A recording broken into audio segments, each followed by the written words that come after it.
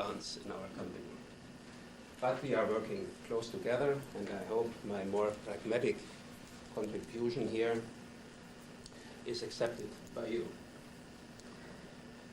Year after year, large quantities of CO2 are emitted to the atmosphere. There is a growing concern in society about the potential consequences. Solutions are sought to reduce the emissions of CO2 or to reconvert them into fuel or substances which can be used as chemical raw materials. Methanol is such a product which can be produced from CO2 and hydrogen. In the commercial production, methanol today is produced from synthesis gas containing CO, CO2 and hydrogen. And naturally, the CO2 was only investigated, or the influence of CO2 was only investigated in connection with the CO and hydrogen in the past.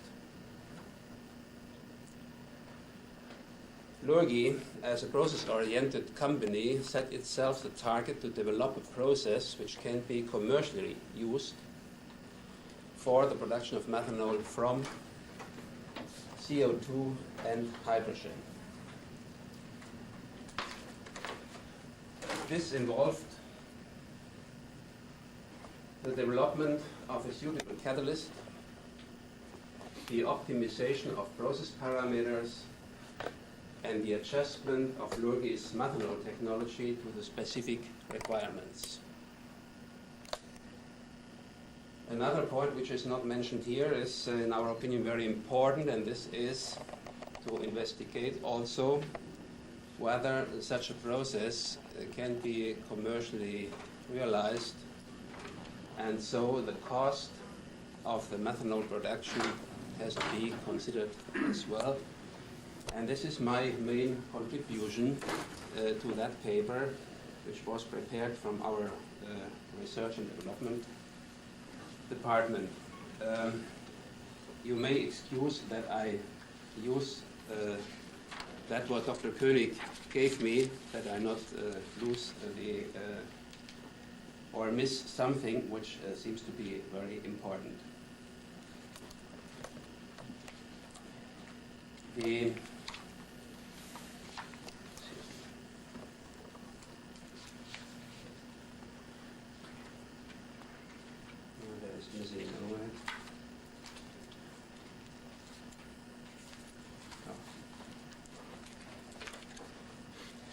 main reaction system, you know very well, is the production of methanol from CO2 and hydrogen, which is an exothermic process. And the second reaction, the reverse shift, takes place, and you heard already this morning, this is a very fast reaction and dominating if it is not suppressed. Methanol production, or the equilibrium, is preferably at low temperatures. You see the conversion, the equilibrium conversion is higher at low temperatures, and it decreases by increasing the temperatures. The selectivity of these both equations I showed before drops as well at higher temperatures. But to build a commercial plant, you have to consider the economics all around. And some of you may be aware that we have a process where we use a quasi-isothermal reactor, which produces directly steam from the reaction heat. And this is a considerable commercial important point, because at usable synthesis gases, about 1 ton of high pressure steam is produced by 1 ton of methanol product. And this steam is only of good use if it is at high pressure available. So we have to see whether we can adjust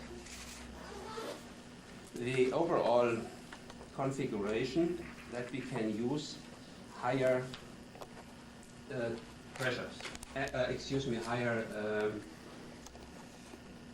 temperatures to get high pressure steam. At this lines you can see the pressure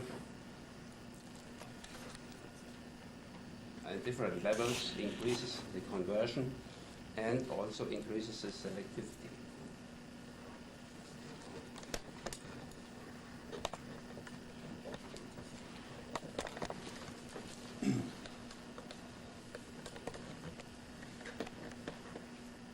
When we have a look to the equilibrium conversion, which is shown here, and the lines before show it as well, and compare it to the actual conversion, because the higher temperature also the kinetic influences the conversion, and on the other side, the methanol yield, we found that there is an optimum, a wide or broad optimum in the range between 260 centigrade.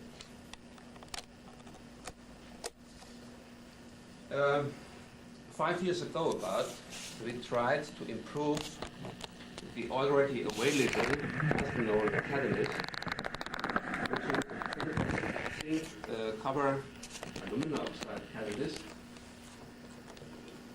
And in about 2 years research work, we were successfully and got a catalyst which was very active, and it kept its stability over a long time, even in the environment of high CO2 gases.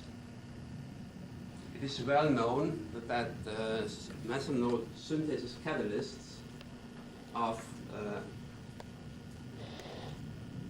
copper zinc are losing their activity over the time, also by without poisoning, also by just making methanol. The disactivating rate at this catalysts were reasonable for commercial production. They decreased in about 3 years, which is for a commercial catalyst a reasonable lifetime, by about 5% on methanol production by keeping all operating parameters constant. We were finally successfully and had a catalyst which also in the environment of CO2 became very stable. And this catalyst we have used for investigations in the pure CO2 environment.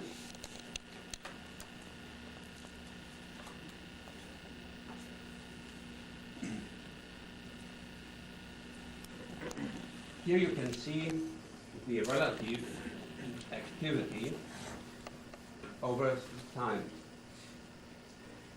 We had about 2,500 hours on operation, and you see that the activity drops approximately linearly. Compared to the environment of CO2 and hydrogen synthesis, we received approximately a comparable behavior. So we can expect that about 4 years lifetime can be achieved with this catalyst.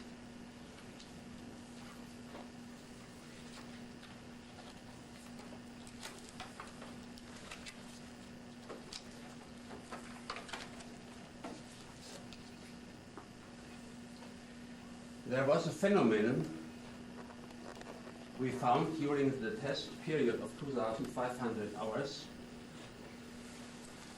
when the catalyst was for changing the parameters inertized, that means we shut down the plant and purged it with nitrogen, and then restarted the plant, and we found that it needed about 100 hours to come back to the old activity. This may be the reason why in the past it was considered that the CO2 environment will deactivate the catalyst very fast.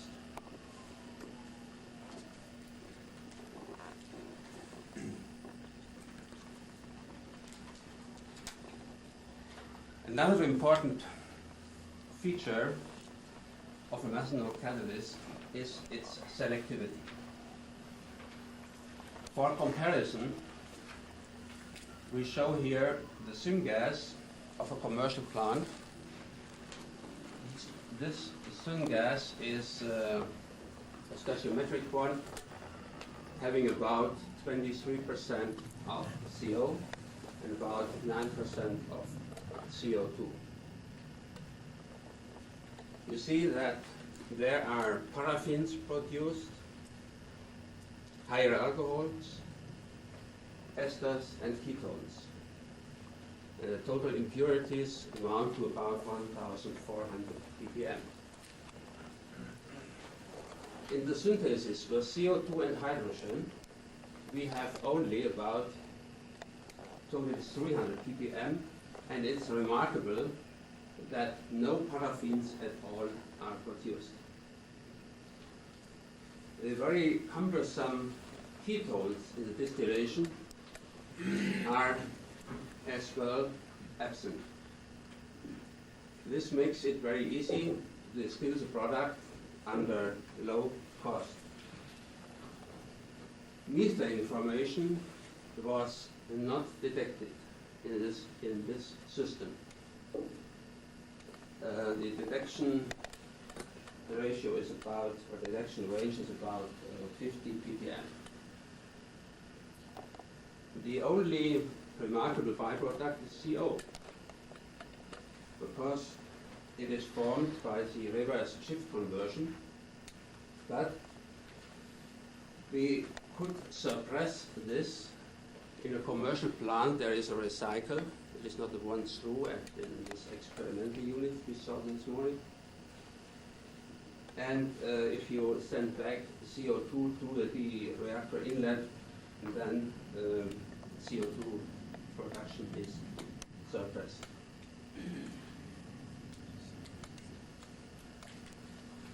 To give you an idea how our plant, where we did all these investigations, looks like. It's a plant having not 1 gram catalyst in.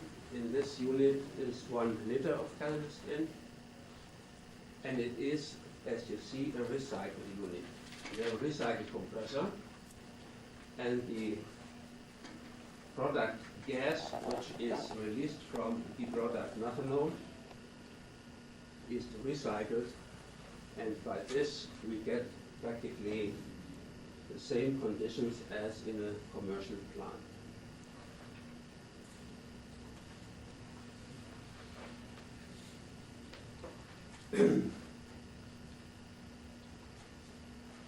Since we intend also in plants for CO2 and hydrogen syngases to use the heat from reaction for steam production, because of the lower conversion rate of CO2 and hydrogen gas, we need to keep the reactor small. A tubular methanol reactor is more expensive than just a shaft reactor, but we want not to lose the heat or the steam produced. We saw before that an optimum of about 260 centigrade we found for the operating parameters. That means that we can produce steam of 60 to 70 bars. And when we can concentrate this in a relatively small reactor, then it is a commercial advantage. therefore we consider this system. The synthesis gas is not mixed like in a commercial plant directly with the loop gas, but it is first converted in a small shaft reactor. This has the advantage that this reactor is very cheap and it produces certainly CO. And this off gas of this reactor is added to the synthesis, the synthesis loop, and this means that the recycle rate here, or the recycle amount, is very small compared to adding the syngas directly to the loop. You may remember the both equations I showed you at the beginning, which are taking place in this spring reactor. The one is exothermic and the other is endothermic. And this has the following effect. The temperature increase in this shaft reactor is very small. It's only about 30 centigrade. And the concentration of methanol production is here. And this is an excellent heat transfer to the boiling water. Temperature peaks are there, but they are about 4 to 5 centigrade only above the water temperature. And we can generate directly steam of about 70 bar. The whole load is approximately comparable in cost to that of a conventional synthesis loop using a synthesis gas generated from steam reforming of natural gas.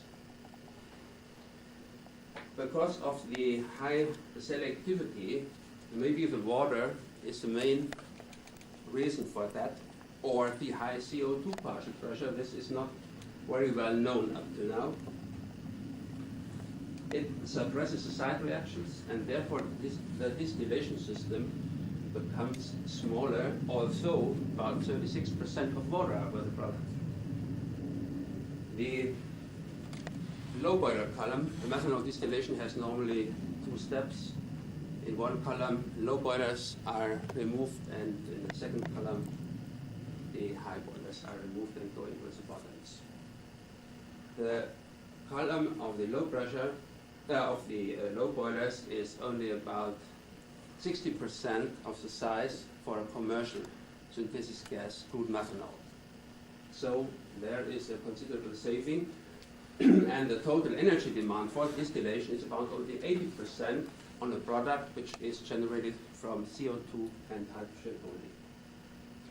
Altogether, we can say that the synthesis, including distillation, is not more expensive than a commercial based unit which uses normal synthesis gas containing also CO.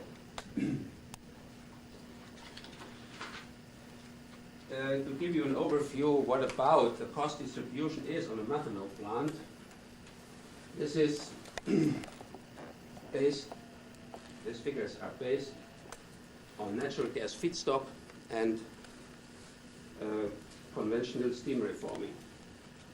You see that the synthesis gas production already amounts to about 50% of the entire investment.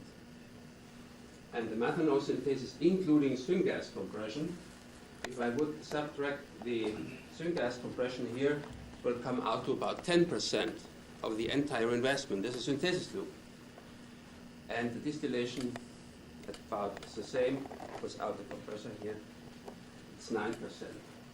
So you can easily see, if you look for economical comparison, you should look what is the synthesis gas costing.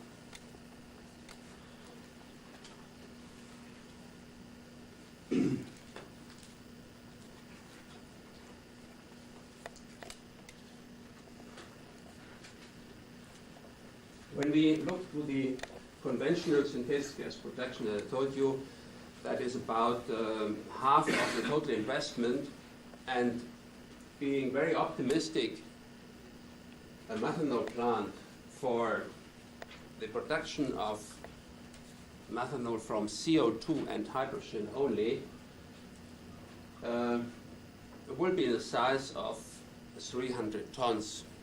We cannot expect that in the next future large hydrogen amounts will be available that we can consider world-scale plants which have 2,000 or 2,500 tons a day. But considering a 300 ton per day plant, then the investment of the gas production only is about $20 million. We have not a long time ago here built in the United States a 250 ton per day plant, and from that is a figure. $20 million US means at a 20% capital cost per year per ton of methanol, about $40 US are just the investment cost for the gas production. Another main cost factor for the methanol product is the energy cost. On a conventional system using natural gas, using relatively low figure here for the United States, it's 1.5 US dollar per million BTU. Then the energy cost for the preparation of synthesis gas on a conventional plant is this figure. It amounts both together to 86.5 US dollar. This is a figure we have to compare when we consider CO2 and hydrogen as feedstock. CO2 is considered to be free. CO2 is a lot available. Ammonia plants, it is released to the atmosphere. It's clean enough, it needs only to be compressed.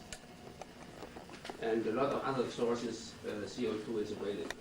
The compression cost is at usual electricity specific cost about 5.5 US dollar per ton of methanol. And hydrogen. Hydrogen is to be considered to be available, say, from dehydrogenation units or electrolytical operations.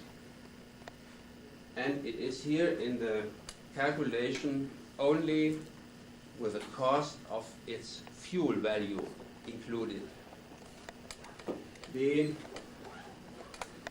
hydrogen which is available on certain places is only used as fuel because it is not always pure.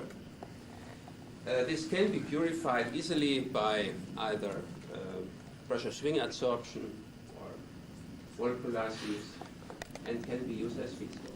If you now subtract this post cost from the comparable cost of synthesis gas production on a conventional plant, you see that there is available about 44 US dollar as either a benefit or capital which can be used for purification hydrogen, compressing hydrogen, which is certainly only a small part of that.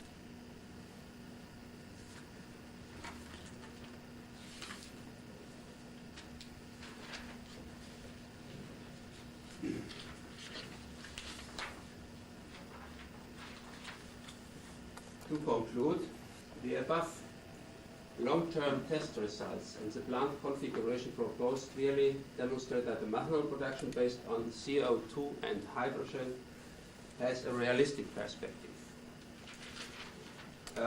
I talked about the small plants. I will just continue why. Certainly, it will not be considered to build at Houston at the main US terminal for world market methanol, a 300 ton per day plant. But there are many places inland where the transportation cost by rail or truck are so high that you can subsidize a lot for your small plant to build there where the product is needed. There are several refineries which have isobutylene available and making MTBE at the place. They need such small amounts of methanol. This is a realistic picture.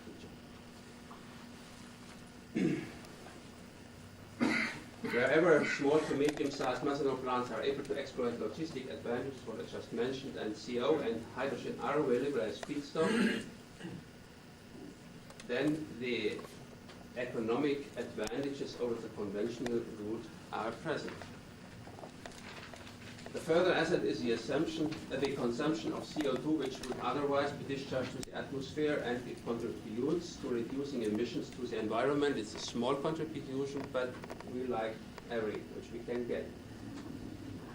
Future hydrogen energy systems may become an additional source of feedstock for the proposed methanol process, certainly not in this century, but maybe later. To conclude, it may be said that Logi can today offer a process for the production of methanol from CO2 and hydrogen, which includes only proven elements, including a new methanol catalyst, which is already installed in commercial plants. Since about half year, this catalyst is installed in total amount of about 150 cubic meters, not grams. Okay, thank you for your audience.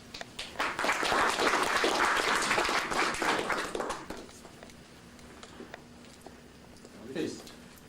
Could you tell us a little bit more about the catalyst, if you can?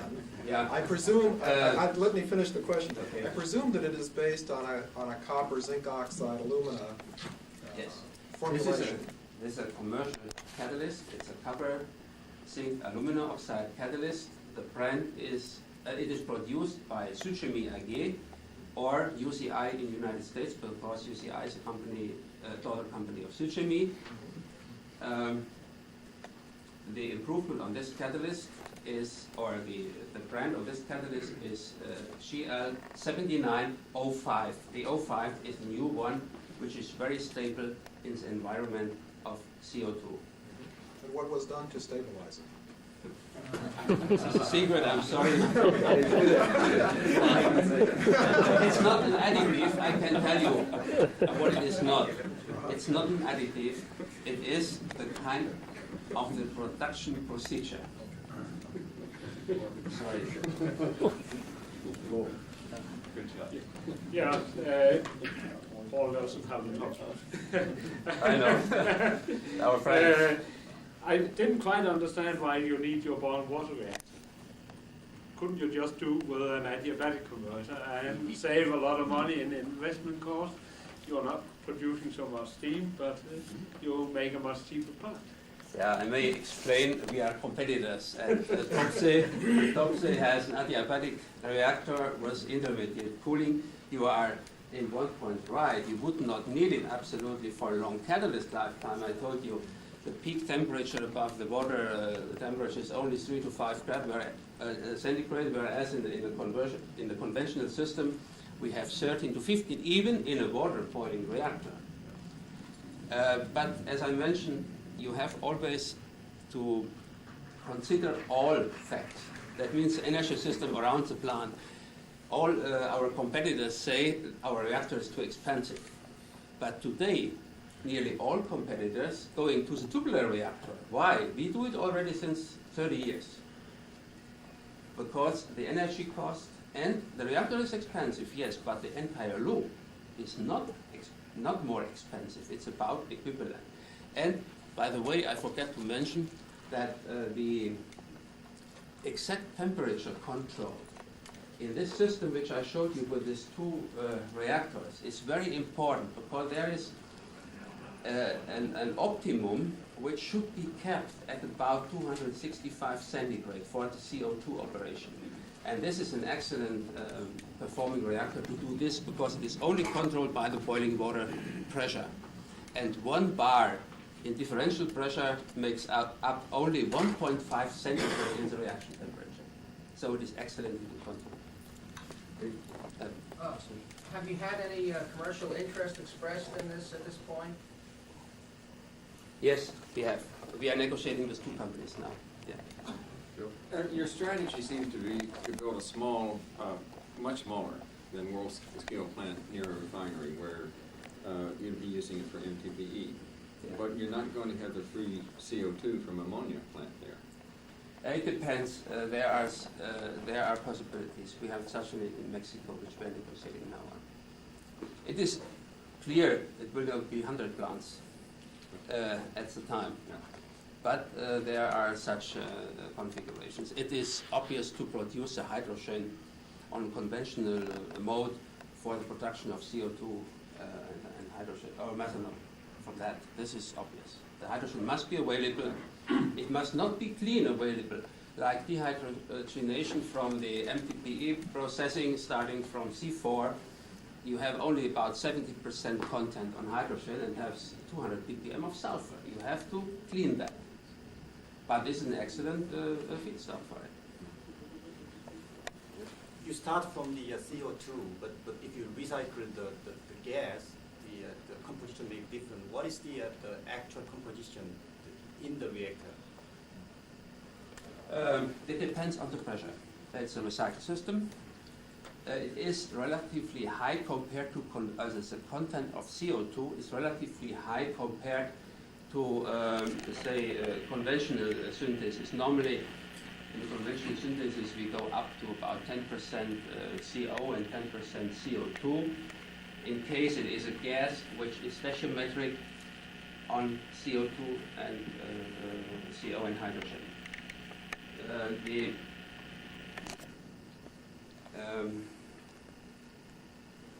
amount of CO2 recycled here is at low pressures, say low pressure is for low pressure methanol synthesis even 50 bars.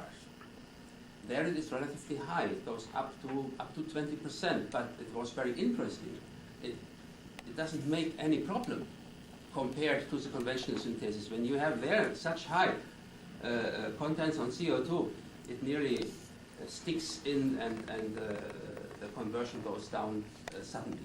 This is not the case in the environment of that process. One more question. Yeah.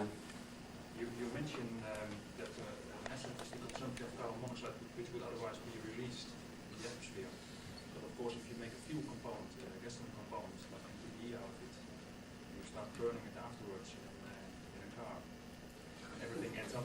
Yeah, but you need to use it. You are right. You can certainly look. Even if I take out the hydrogen, which normally is used for burning, if you need this heat and you cannot subsidize it by, say, energy from water, which is a possible fuel, then you need to burn natural gas or something else, and you bring CO2 with the flue gases also again to the atmosphere. This has to be considered very well, whether it's a really decrease on CO2. The way of recycling CO2